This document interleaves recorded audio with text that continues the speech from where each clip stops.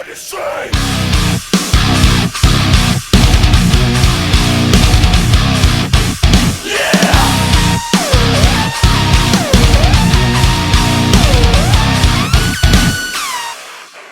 Get over yourself! Make it say right!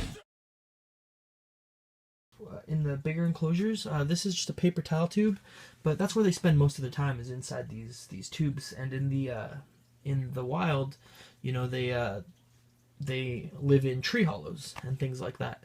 So, you know, that's where they mostly spend their time. So as you can see, you know, he's in his, and this is just a basic setup for them. One of the things with these is that they're very similar in care as to crested geckos, but you don't want to overspray their enclosure. They do have a lot of wrinkles in their skin, and so they can get bacterial infections. So you don't want to, you know, keep everything super soaked. Like me, I just spray the sides, as you can see all the little water droplets on here.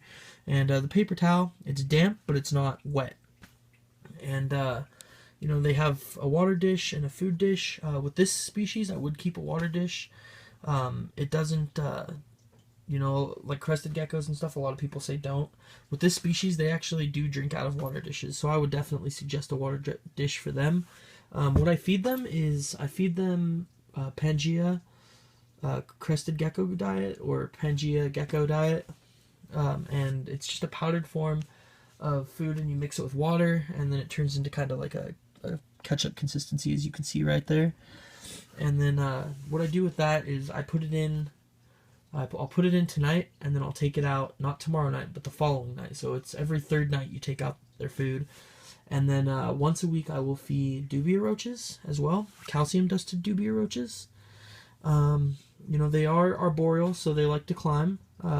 They're more you know, more height to the cage. This is basically a grow out bin for them. When you start them off, I use shoebox sterilite bins. And yeah, and then what I'll do is, like I said, I'll just spray the walls a little bit, spray the towel just a little bit, you know, not too much to get it wet. And then before spraying it down again, you want it to dry out pretty much. So always let it dry before, you know, don't keep it soaked in there all the time. When I first spray, it gets sometimes up to 99% humidity, and then it'll drop all the way down to about 50 before I spray it again, and the paper towel is pretty dry at that point. Temperatures, you don't want them to get above 85, or I mean 80, sorry, you don't want them to get above 80, and you don't want them under 65. Sorry, I got my numbers switched there for a second, guys. Yeah, so don't let them go under 65, and definitely don't let them go over 80. Like I said, they're very much like crested geckos. If they get too warm, they will stroke and pass. They are very handleable. They are known for being territorial. So when they get older, you know, you want to be careful. You know, they can bite you.